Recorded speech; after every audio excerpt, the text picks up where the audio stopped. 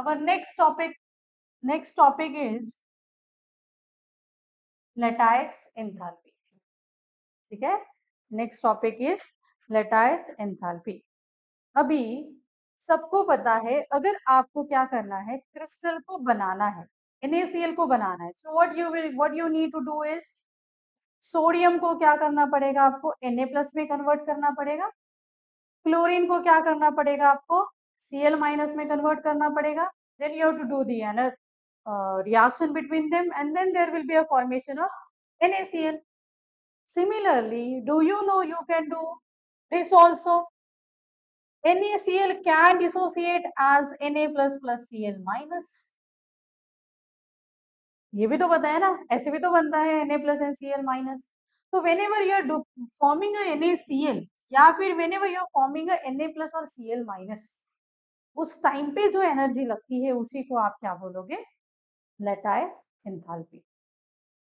अभी ये पॉइंट को समझो कि what exactly the lattice is. मैंने आपको बताया था कि NaCl का जो स्ट्रक्चर है, that this is what NaCl structure, कहाँ पे बताया था, पीछे ही है,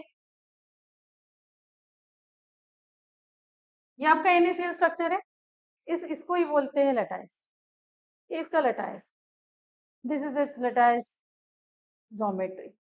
ये जो मैंने दिखाया, जिस पॉइंट पे Na+ है, जिस पॉइंट पे Cl- है, इसको बोलते हैं लैटिस पॉइंट्स।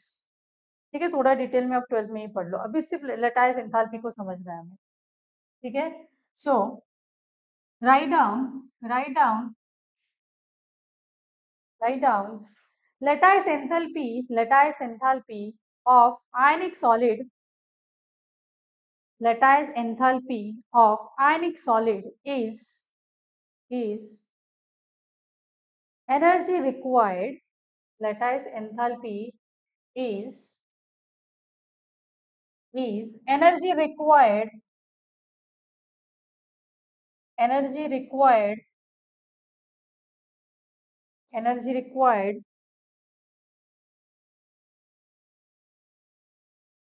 to completely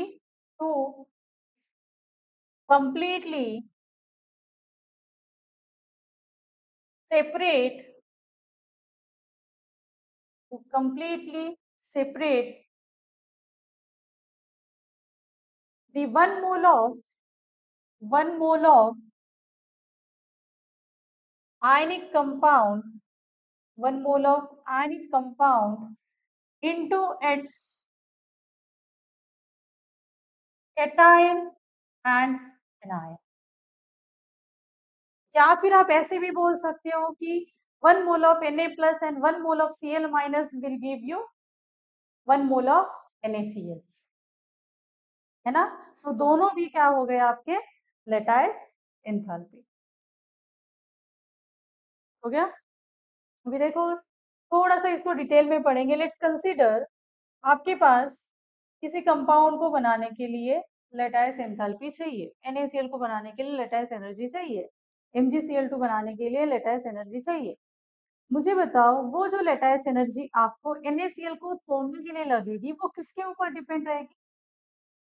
जैसे मानो मेरे पास क्या है, यहाँ पे मेरे पास है NaCl, मुझे इसको तोड़ के, what is the definition, I want to break it in the separate cation and anion. तो मुझे इसको तोड़ने के लिए, है ना, मुझे इसको तोड़ना है, तब ये क्या बनेगा, Na++ Cl-, ऐसे ही बनेगा। इसको तोड़ने के लिए मुझे एनर्जी लगेगी, that is what my lattice energy.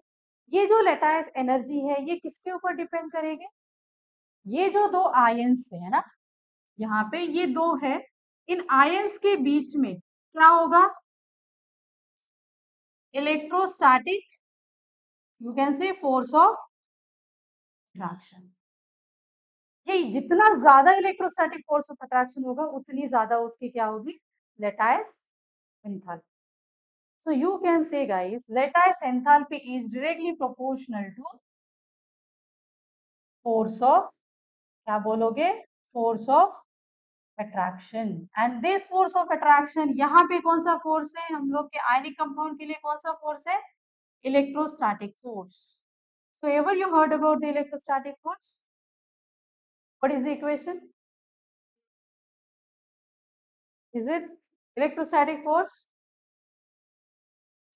हम्म।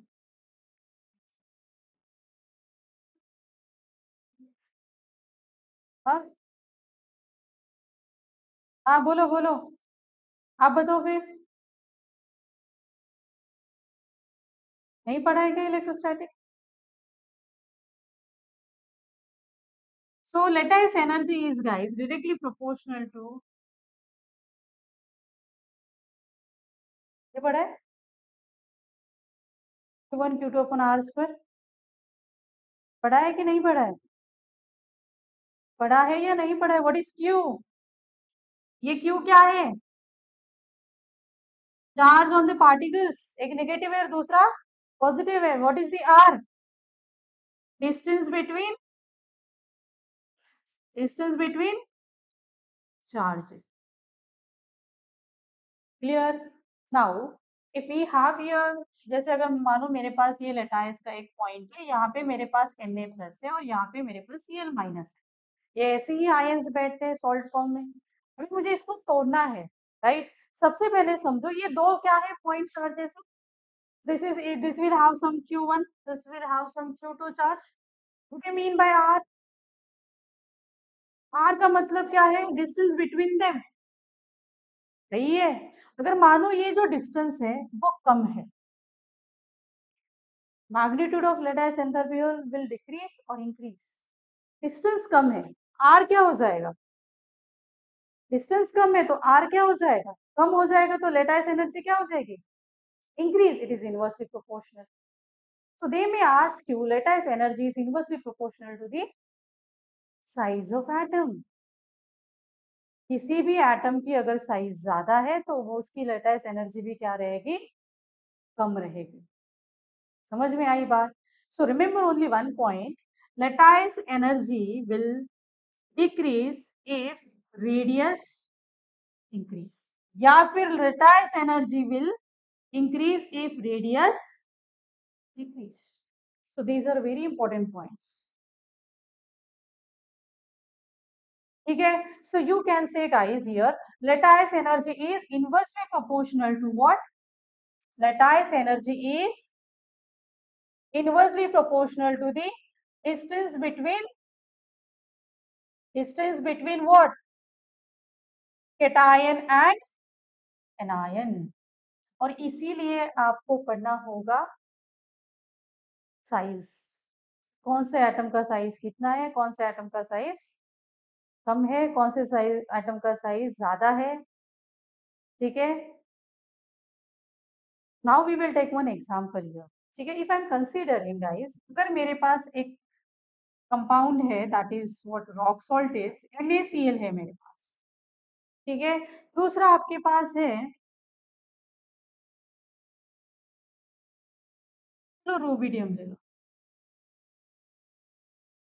तीसरा है CaCl। मुझे बताओ सबसे ज्यादा किसका लेटाइस एंथैल्पी हो?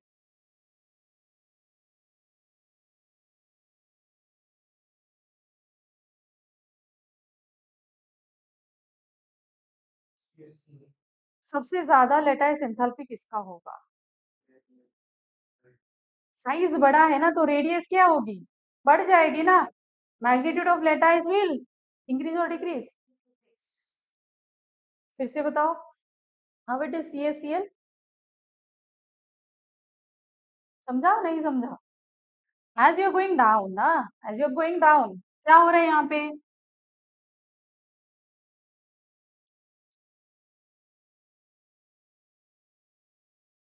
As you going down size increase हो रहा है, डिक्रीज हो रहा है? Size is increasing. साइज अगर इंक्रीज होता है ना, साइज अगर इंक्रीज होता है तो लेटाइस एंथैल्पी क्या हो जाएगी? डिक्रीज। ठीक है? तो सबसे कम किसकी रहेगी, सबसे ज्यादा किसकी रहेगी? NaCl। ये कौन से रैंक पे आता है? 1। Do you know it's size is less, R is less. R कम है ना, R इज इनवर्सली प्रोपोर्शनल। अगर R कम है तो lattice energy will be more. समझ में आ रहा है? इनवर्सली प्रोपोर्शनल इसीलिए मैंने लिखा है वहां पे। ठीक? देन व्हाट अबाउट, उसके बाद कौन आएगा? Obvious, we don't know one thing, इसको ऐसे भी लिखते हैं। हाँ, It means that this compound is in the form of this compounds is in the form of anion and cation. ऐसे ही रहते हैं ionic compounds as a CS plus and Cl minus ऐसे ही रहते हैं. उनके ऊपर पॉइंट चार्ज रहते ही, एक के ऊपर पॉजिटिव चार्ज रहता है, दूसरे के ऊपर नेगेटिव चार्ज रहता है. और ये चीज मैंने आपको बताया है पहले भी. गाइस सोडियम क्या करता है, whenever it is forming a bond with chlorine, इसके पास पहले 3 शेल्स थे, उसके बाद ये एक इलेक्ट्रॉन किसको दे देते हैं, पूरा दे देता है. सो 7+1 इलेक्ट्रॉन हो जाता है. तो इसका साइज क्या हो जाएगा, सोडियम का कम हो जाता है. तो इसके ऊपर क्या चार्ज बचेगा, इसने पूरा इलेक्ट्रॉन ही दे दिया ना, बस वो क्या कर रहा है, बॉन्ड को शेयर कर रहा है. समझ में आ रहा है नहीं आ रहा है. तो यहाँ पे क्या होगा, इसके ऊपर पॉजिटिव चार्ज, इसके ऊपर क्या होता है, नेगेटिव चार्ज. क्योंकि सोडियम का जो आउटर मोस्ट इलेक्ट्रॉन है वो पूरा का पूरा किसके शेल में आ जाता है, क्लोरीन के शेल में आ जाता है. समझ में आई बात. What is happening in covalent bond, covalent bond में क्या होता है, उसका इलेक्ट्रॉन उसी के पास है, दूसरे क्लोरीन का इलेक्ट्रॉन उसी के पास है, वो किसी भी शेल में ट्रांसफर नहीं होता. There is a sharing of only bond. ठीक है, सिर्फ बॉन्डिंग के लिए वो दो इलेक्ट्रॉन्स क्या रहते हैं, साथ में रहते हैं. यहाँ पे क्या हो रहा है, पूरा एक इलेक्ट्रॉन किसके पास जाता है, क्लोरीन के पास. इसके पास पॉजिटिव चार्ज बचे, इसके पास नेगेटिव चार्ज बचे. ठीक है, और ये दोनों NaCl क्यों बनता है, बिकॉज इनके बीच में इलेक्ट्रोस्टैटिक अट्रैक्शन होता है, इसलिए NaCl बनता है. समझ में आई बात. Now we have the one more point. देखो डायरेक्टली प्रोपोर्शनल क्या है, what is the second factor. ये तो अपना पहला फैक्टर हो गया. What is the second factor, second factor क्या है, lattice energy is directly proportional to charges na. Lattice energy is directly proportional to charges. So Q1 and Q2, whether it is negative charge or whether it is positive charge, जितना ज्यादा charge रहेगा उतना ज्यादा lattice energy. Now we are calculating the charge in the atoms.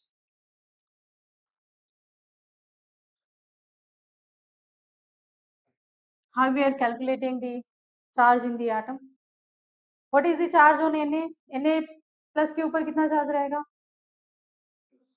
+1, Mg+2. ठीक है, इतना तो समझ में आया. सो गाइस इसको पोलराइजिंग पावर भी बोलते हैं. So if I am considering NaCl and MgCl2, इस मॉलिक्यूल में यहाँ पे +1 चार्ज है, यहाँ पे -1 है, यहाँ पे +2 है, यहाँ पे -1 चार्ज है. Who will have the more lattice energy?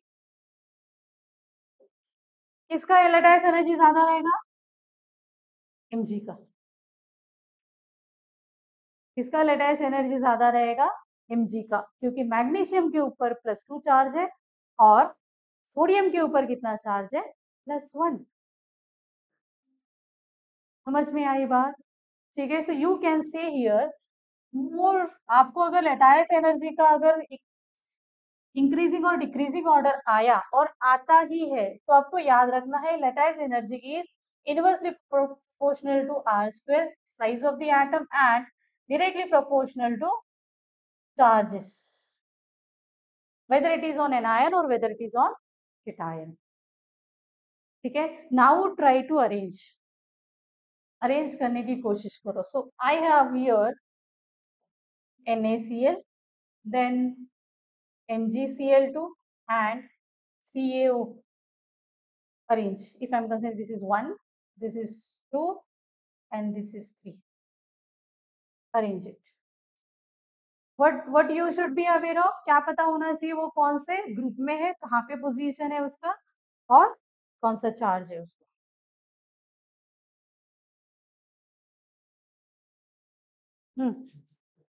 बोलो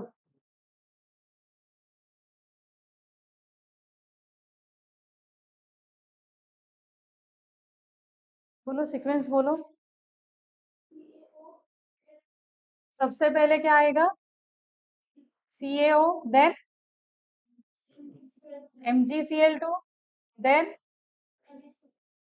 समझा कैसे करना है, बहुत सिंपल है. इसके ऊपर चार्ज +1 -1, इसके ऊपर +2 -1, इसके ऊपर +2 -2. को सोचना ही नहीं, -2 +2 आ गया मतलब ये पहला है. दूसरी बात, आपको कंफ्यूजन होगा भाई मैग्नीशियम और कैल हो सकता है कि ऑक्सीजन को भूल जाओ, याद रह सकता है कि आपको मैग्नीशियम के ऊपर मतलब सिर्फ मेटल्स के ऊपर भी याद रह सकता है, तो आपको क्या करना है, what you have to do is you know ना मग का, यू नो द मग का, ठीक है। अब यहाँ पे देखो क्या कंफ्यूजन क्रिएट होगा, मैंने आपको बोला था if I am considering sodium and CS, इसके ऊपर लैटिस एनर्जी ज्यादा रहेगा, सोडियम के ऊपर ना, इसके ऊपर लैटिस एनर्जी ज्यादा रहेगा, सोडियम के ऊपर लेस है, size is less, lattice energy will be more. फटाक से आर के बारे में क्लिक होना बहुत जरूरी है, आपको अगर फटाक से क्लिक नहीं हो रहा है तो you have to read it thoroughly, ठीक है। कौन सा लेसन, एमपीटी है ये, एमपीटी में मैंने पढ़ाया था। अभी यहाँ पे देखो, इसका लैटिस एनर्जी ज्यादा है और इसका लैटिस एनर्जी क्या है, कम, तो यहाँ पे क्या बोलोगे,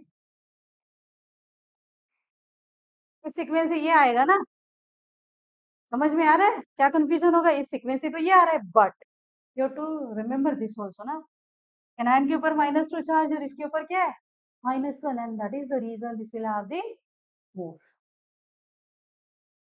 ये कंफ्यूजन होगा ही होगा बच्चों को कि अगर सेम ग्रुप में है किसको प्रायोरिटी दोगे, फिर चार्जेस को, किसके चार्जेस को, भी केटायन को भी देना है और आपको एनायन को भी देना है, because we are considering lattice energy is directly proportional to both point charges Q1 and Q2, positive and negative charge also, ठीक है, कर लोगे। नाउ वी विल गो, इस लैटिस एनर्जी के ऊपर कौन कौन से फैक्टर्स डिपेंड करते हैं, मुझे बताओ एग्जैक्टली ये जो लैटिस एनर्जी है ना, ये है क्या। कोई भी मॉलिक्यूल में अगर अट्रैक्टिव फोर्स ज्यादा है तो लैटिस एनर्जी ज्यादा है, अट्रैक्टिव फोर्स अपना Q1 Q2 वाला ज्यादा रहेगा डायरेक्टली, तो लैटिस एनर्जी क्या रहेगी, ज्यादा रहेगी। अगर कोई भी मॉलिक्यूल के बीच में अट्रैक्शन ज्यादा है तो वो हाईली कॉम्पैक्ट रहेगा ना, उसका फॉर्म क्या रहेगा, सॉलिड। अगर आप उसको अगर मेल्ट करना चाहोगे, इजीली मेल्ट होगा क्या, एकदम स्ट्रॉन्ग मॉलिक्यूल है, आप उसको इजीली मेल्ट कर सकते हो क्या। So are you getting my point, यहाँ पे क्या होगा, अगर आप किसी भी आयन की लेटाइस एनर्जी को काउंट करते हो ना, तो इसका डायरेक्टली इफेक्ट किसके ऊपर होगा, melting point. So this is another question. Arrange the following compounds in increasing order of melting point. हमें ऐसा लगता है कि उस एग्जाम्पल्स को क्या करना है, हमें याद करना है, याद नहीं करना है, ठीक है, you to understand only lattice energy, ठीक है। दूसरी बात, मुझे बताओ अगर कोई भी मॉलिक्यूल के बीच में फोर्स एकदम स्ट्रांग है तो वो स्टेबल है अनस्टेबल है, that is highly stable, so you can से the stability of ion is more if the lattice energy is. And similarly, remember one sentence, lattice enthalpy is also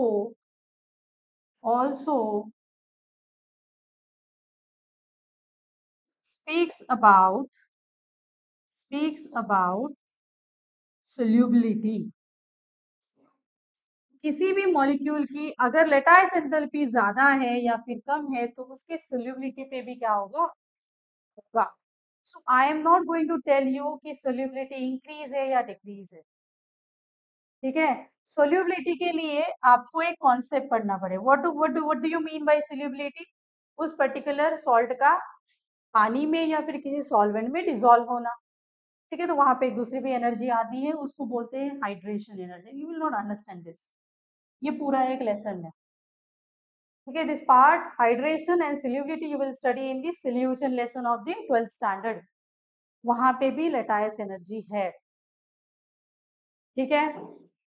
सो एक formula है, solubility enthalpy of solution is nothing but the enthalpy of hydration plus enthalpy of lattice, तो लिखने की जरूरत नहीं है, ऐसे questions आते भी हैं तो भी आप उसको बाद में ही समझो, ठीक है। Now we will take for example कि किसी भी मॉलिक्यूल की लेटाइस एंथैल्पी कैसे कैलकुलेट की जाती है।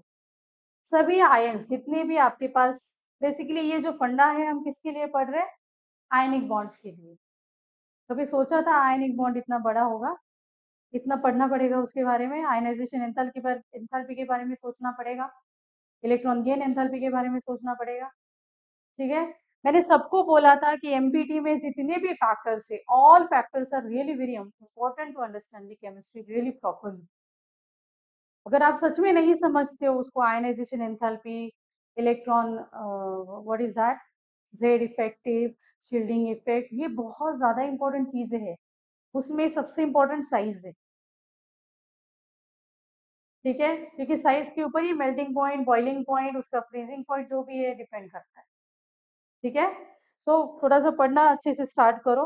Now we will understand one thing. मुझे बताओ, अगर आपके पास मैंने सोडियम मेटल दिया, अगर मैंने आपके पास सोडियम मेटल दिया, आप अगर उसको क्या करोगे, हीट दोगे, आयनाइजेशन एंथैल्पी दोगे, तो फटाक से Na+ बनाएगा क्या? Do you remember the ionization enthalpy definition? मुझे याद है ionization enthalpy definition, the enthalpy required to remove the electron from the one mole of gaseous atom। अभी चेक करो चाहिए तो डेफिनेशन, आयनाइजेशन एंथैल्पी का डेफिनेशन क्या है? एंथैल्पी रिक्वायर्ड, देखो सागर देख रहे हैं, बताना, enthalpy required to remove the one electron from the gaseous atom. वो भी कितना? गैसियस 1 मोल एटम। डेफिनेशन देखो, हर जगह पे क्या किया है उन्होंने? 1 मोल। तो आपको समझना है ये जो आयनिक बॉन्ड है, how guys, how this ionic bond is formed.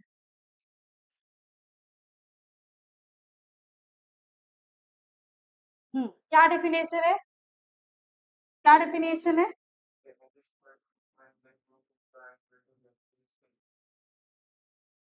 समझ में आया? Isolated gaseous atom.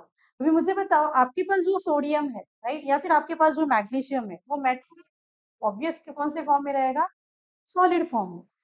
किसी भी आयनिक बॉन्ड को फॉर्म करने के लिए सबसे पहले आपको क्या क्या लगता है वो पता होना चाहिए। पहला डेफिनेशन क्या आया अपना?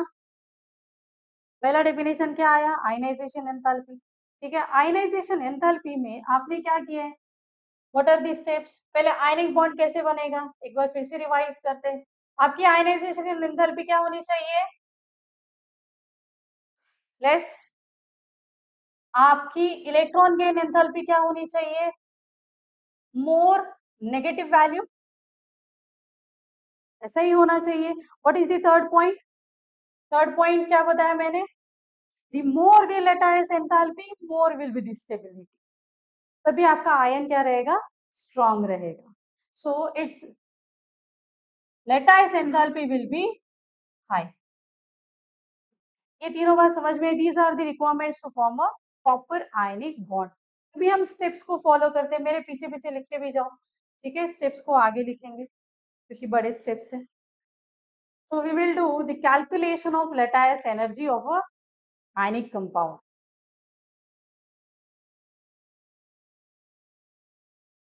ठीक है, ठीक है। अभी देखते हैं किसी भी ये जो आयनिक बॉन्ड है या फिर कोई भी आयनिक कंपाउंड है, उसकी लेटाइस एनर्जी एग्जैक्टली आप कैसे कैलकुलेट करोगे।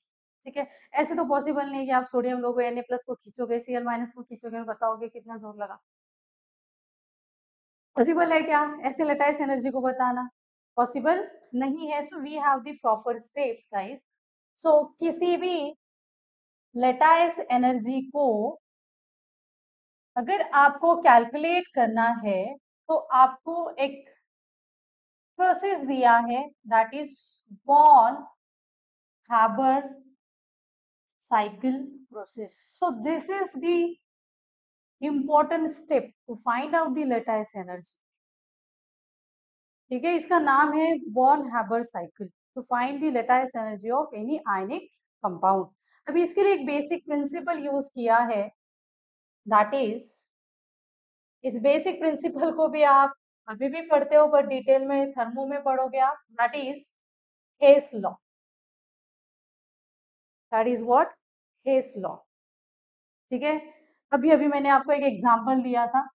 ठीक है, एग्जांपल में था Mg is giving Mg plus plus 1 electron minus. then Mg plus is giving you Mg plus 2 plus 1 electron minus. अभी यहाँ पे आपको कुछ एंथैल्पी लगी, I1 I will write down, यहाँ पे भी कुछ आपको एंथैल्पी लगी, I will write down I2। Basically मैंने किया क्या, मैंने एक रिएक्शन को, ये मैंने ओवरऑल रिएक्शन को किस में कन्वर्ट किया, किसमें कन्वर्ट किया, इंडिविजुअल स्टेप्स में। मैंने बोला नहीं एक इलेक्ट्रॉन रिमूव हो रहा है, फिर दूसरी बार मैंने क्या बोला, दूसरा भी इलेक्ट्रॉन रिमूव हो रहा है। अब पॉइंट इज, पॉइंट पे आओ, समझ में आया, पॉइंट इज पॉइंट पे आओ। भाई मुझे ये बताओ कि इस मैग्नीशियम की टोटल आयनाइजेशन एंथैल्पी क्या है, समझ में आया ना, एक निकला दो में, हाँ मैम पता है, that is the basic, obvious एक ही इलेक्ट्रॉन निकालोगे एक टाइम पे, बट इसका टोटल, मुझे क्या चाहिए, इसकी टोटल आयनाइजेशन एंथैल्पी। तो इसकी टोटल आयनाइजेशन एंथैल्पी कैसे निकालोगे, बताओ मुझे, टोटल आयनाइजेशन एंथैल्पी कैसे निकालोगे, पहले के लिए कितना लगा प्लस दूसरे के लिए कितना लगा। तो हम जब भी किसी भी रिएक्शन को स्टेप में लिखते हैं और उसके लिए कितनी एनर्जी लगी ये कैलकुलेट करते हैं ना, इसी को बोलते हैं हेस लॉ।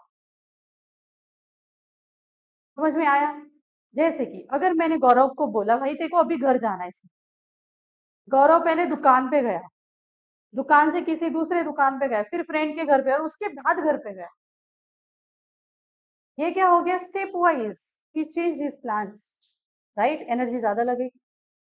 मैंने आपको बोला यहाँ से सीधा आपको घर पे जाना है, एनर्जी कम लगेगी, ठीक है। तो whenever you are considering कि किसी भी प्रोसेस को स्टेप वाइज करते हो तो वो हेस लॉ होता है, ठीक है।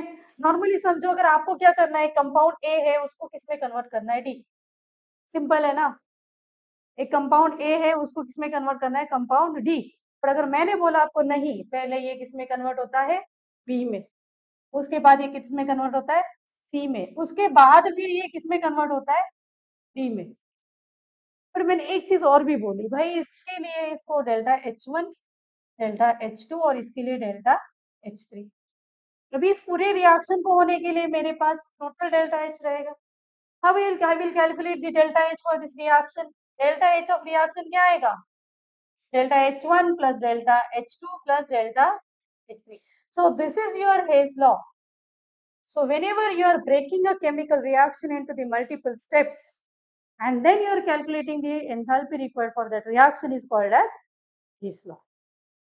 इसके बारे में डिटेल अभी तो एग्जांपल्स पढ़ोगे बट एज अ हेस लॉ नहीं पढ़ोगे उसको, हेस लॉ को प्रॉपरली कब पढ़ना है आपको, 12th में पढ़ना, ठीक है। अभी मुझे एक एक स्टेप करके बताओ what is happening in the NaCl। NaCl में क्या हुआ, NaCl में क्या हुआ, सबसे पहले आपको सोडियम किस फॉर्म में मिलेगा, पहला स्टेप, बॉर्न हबर का पहला स्टेप, बॉर्न हबर for NaCl।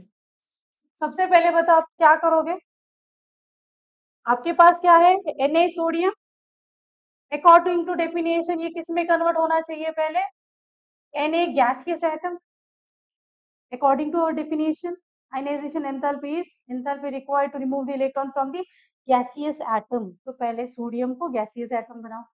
whenever you are converting any solid to gas, क्या बोलते हैं इसको, कौन सा क्या बोलते हैं इस प्रोसेस को, solid is convert to gas directly, sublimation. तो इसके लिए कौन सी एंथैल्पी लगेगा इस, will it be ever endothermic exothermic, किसी सॉलिड को मुझे गैस में कन्वर्ट करना है तो वो कभी एक्सोथर्मिक हो सकती है क्या,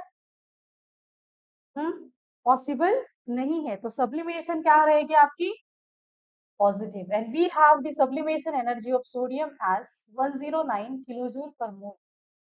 आपके जितने भी कैलकुलेशन है वो किस में रहेंगे, पर मोल में रहेंगे, ठीक है। Now second step, ionization enthalpy, है ना, आपका ये जो गैसियस एटम है वो किस में कन्वर्ट होगा, Na प्लस में, how, bye releasing one electron, है ना, आपका गैसियस एटम किस में कन्वर्ट होगा, अभी आयन में कन्वर्ट होगा। इसके लिए क्या बोलोगे आप, delta H of ionization enthalpy. एक एक स्टेप लिखते जाओ, टाइम होता जा रहा है।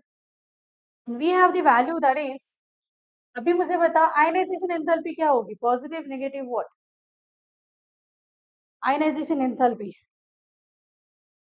इट इज ऑलवेज पॉजिटिव, मतलब always endothermic. So this will be positive and it has the value 496 kilojoule per mole.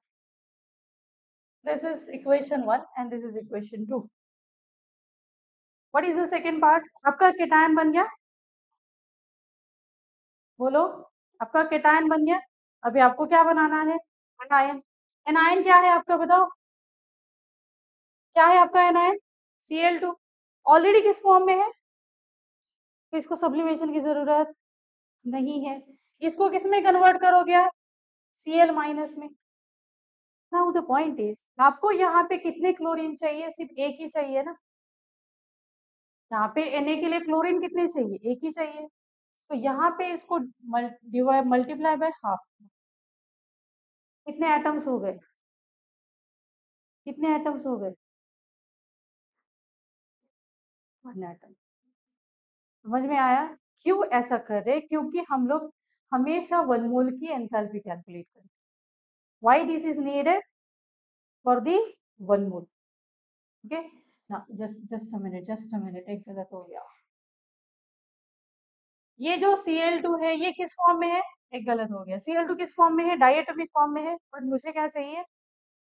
Atom चाहिए. What is our definition? Electron gain enthalpy की भी डेफिनेशन क्या है? 1 electron required, energy required to gain the 1 electron to the gaseous atom, not the molecule, right. तो इसको पहले आपको किस में कन्वर्ट करना पड़ेगा? एटम में. तो ये जो Cl2 गैस है इसको एटम में कन्वर्ट करो. बन गया एटम.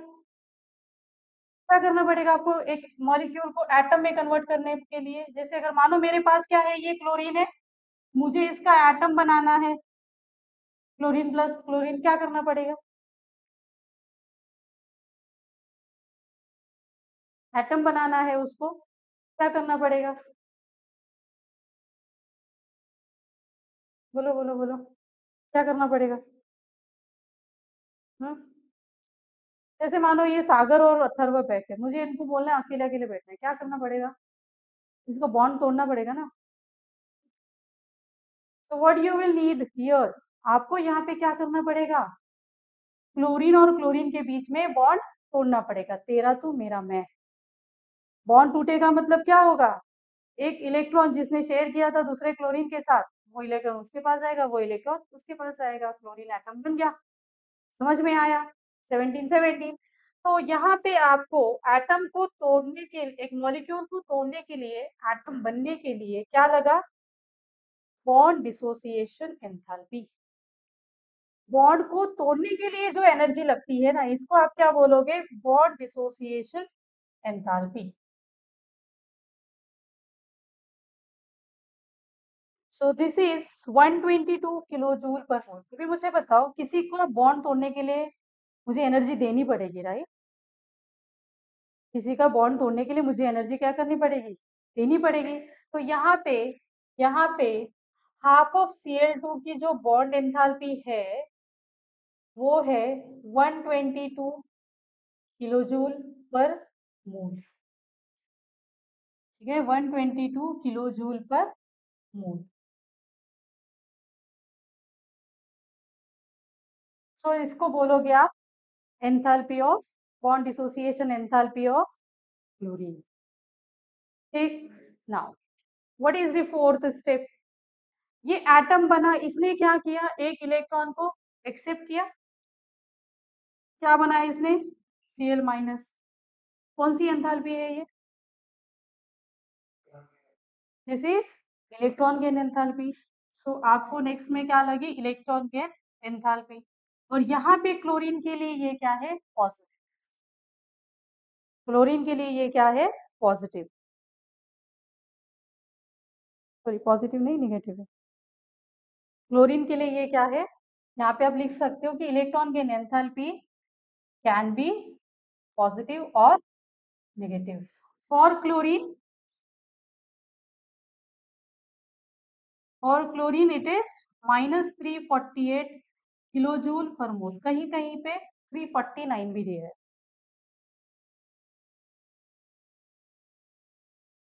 नाउ फिफ्थ स्टेप, आपके एनायंस, ये जो तीन ये स्टेप है, ये किसका स्टेप है? ये कैटायन फॉर्मेशन। ये दो स्टेप है, ये किसके हैं? Anion formation. What will be the last step? क्या करोगे अभी? Na plus plus Cl minus को एक साथ लाओगे तो क्या बनेगा आपका? NaCl। What is the definition? ये क्या होगा? ये कौन सा एंथैल्पी होगा? ये कौन सा होगा? Na plus plus lattice enthalpy.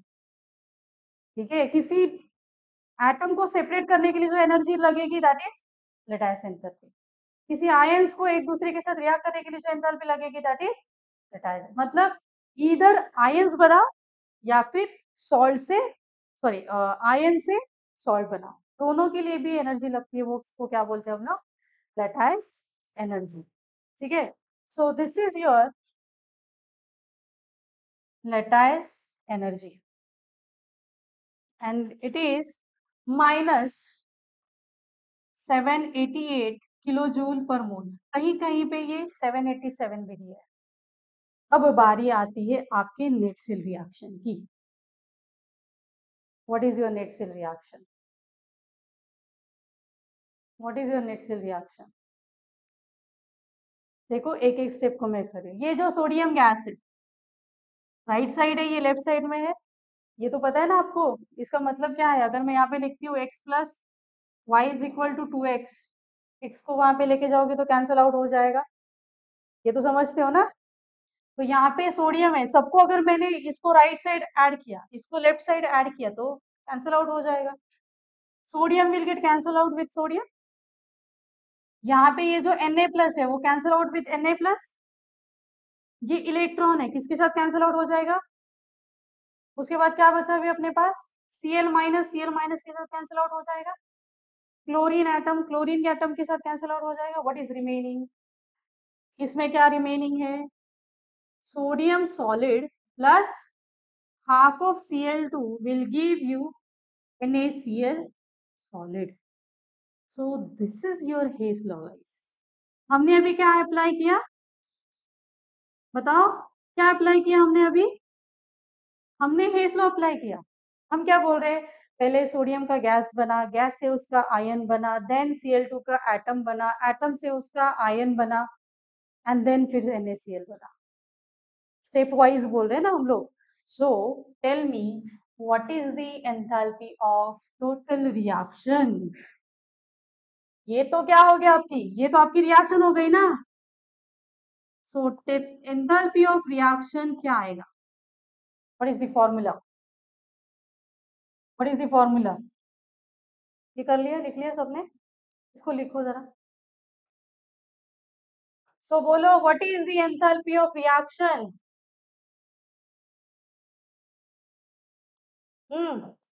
बोलो क्या आएगा?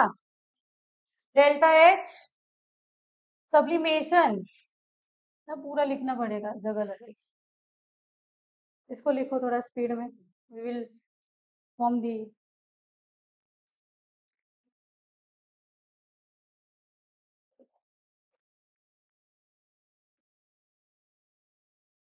सब लोग वैल्यूज भी लिख लेना, मुझे लगेगा।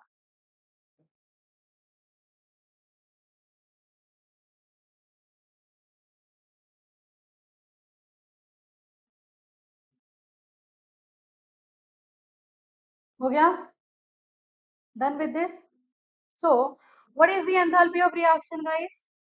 मुझे बताओ एंथैल्पी ऑफ रिएक्शन क्या हो गया NaCl के लिए? This is for only NaCl। ठीक है, क्या हो गई एंथैल्पी ऑफ रिएक्शन? ऐड करके बताओ मुझे। सबसे पहले क्या है? एंथैल्पी ऑफ सब्लिमेशन प्लस, उसके बाद क्या किया हमने? एंथैल्पी ऑफ आयनाइजेशन प्लस, उसके बाद एंथैल्पी ऑफ, बोलो, बॉन्ड डिसोसिएशन है ना, BDE। Enthalpy of bond dissociation plus enthalpy of electron gain plus हाँ lattice enthalpy. So this is the formula of heat of reaction. So you can calculate the lattice enthalpy by subtracting heat of reaction, by subtracting this all from the heat of reaction. Okay, clear? So we have the delta H of reaction as for the NaCl is 147.1. Find the value. Lattice energy बताओ मुझे कितनी है, या फिर lattice energy है delta H निकालो, है ना -788.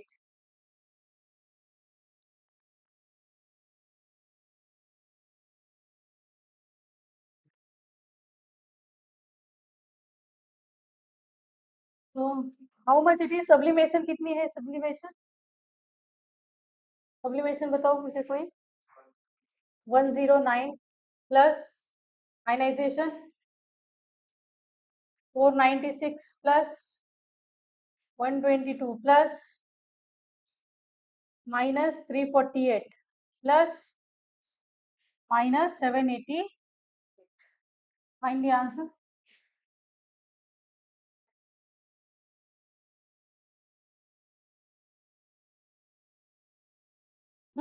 हाथ से करना है, कैलकुलेटर नहीं भाई. 496 प्लस 122 सानी 3 9 17 9 1 10. हाँ 4 plus 3 727 minus 348 minus 788. So this is what our heat of reaction to form the NaC. ठीक है.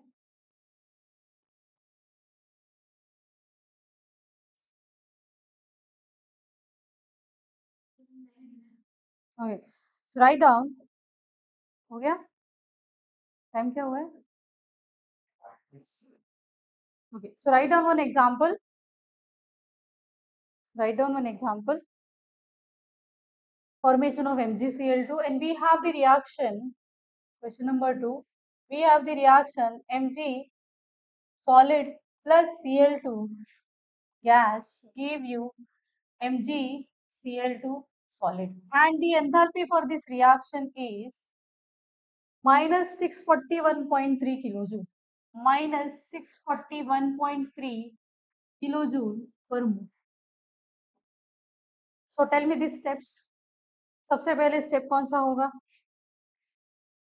Mg solid to Mg gas, right. क्या लगेगा इसके लिए, delta H of sublimation, and it is given as 148 kilojoule per mole. Second, दूसरा बताओ मुझे. Second step, ionization Mg will give you Mg plus plus 1 electron minus, और इसके लिए क्या लगेगा आपको, delta H of I1, and it is having value 738 kilojoule per mole. Okay, step 3 बताओ. Step 3, Mg plus will give you Mg plus 2 plus, ठीक, and this is your IE2, and its value is 1450 kilojoule per mole. Check the difference between the IE1. Don't talk. IE1 में difference देखो, IE1 and IO2 में. दूसरा electron को निकालने के लिए almost double energy लगती है. ठीक है. Then cation formation is done.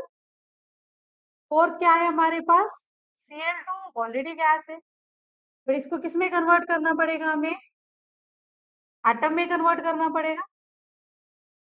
कौन सी एनर्जी लगाओगे, bond dissociation energy, and this is 243 kilojoule per मोल. ठीक है. अभी देखो पहले वाले एग्जांपल में हमने क्या लिया था, कितना लिया था, 122 ना, बट हमने मोल्स कितने लिए थे, हाफ. तो बॉन्ड डिसोसिएशन को भी किससे डिवाइड करना पड़ेगा, इसलिए वो 122 लिया था हमने, क्योंकि वहां पे एक ही क्लोरीन एटम लग रहा था। यहाँ पे कितने क्लोरीन एटम लग रहे हैं हमें? 2, क्योंकि MgCl2 बनाना है। ठीक है, so for NaCl for 1 atom, ठीक है, या फिर आप बोल सकते हो for half of Cl2। Then fifth, इसके बाद का पॉइंट क्या है? इसके बाद का पॉइंट क्या है? Plus 2 electron minus will give you 2Cl minus. इसके लिए क्या एंथैल्पी लगेगी guys? Eg, and this is how much? कितना है ये? बताओ, पहले वाले में कितना था? -348। यहाँ पे कितना लगेगा? देखो समझ में आ रहा है क्या? समझ में आया नहीं आया? वहां पे 1 मोल ऑफ क्लोरीन लगा था, यहाँ पे 2 मोल्स ऑफ क्लोरीन लग रहे हैं, तो आपको 2 लेना पड़ेगा। ठीक, अगर मुझे बताओ AlCl3 रहता तो मल्टीप्लाई बाई 3। समझा नहीं समझा? ठीक है, then what is the last? Anion cation बना। अब क्या करो? इन दो आयंस को एक दूसरे के साथ रिएक्ट करो। क्या बनाएंगे ये? MgCl2, और इसके लिए क्या लगेगी आपको? Lattice energy. So you have to find this delta H of Le, क्योंकि मैंने आपको यहाँ पे हीट ऑफ रिएक्शन दिया। ठीक, समझा? So delta H is equal to -641.3 is equal to 148 plus 738 plus 1450 plus 243 -2 into 348 plus delta H of Le। समझा नहीं समझा? सभी को क्या करो? ऐड करो to find this. This is the final overall है ये। So guys, remember in the Born-Haber cycle, we have basically 3 steps. One is ionization, that is cation formation, then anion formation, and then last is lattice. कर लोगे इसके examples? कल हम कर लेंगे 2-4 examples इसके। तो you can do it as a homework. Okay, आज का टॉपिक क्लियर हुआ सबको? लेटाइस एनर्जी सबका लेविस क्लियर हुआ क्या अभी? और थोड़ा टाइम जाएगा, टेंशन मत लो। We have remaining with the VS EPR again. Theories भी है हमारे पास समझने के लिए, ठीक है?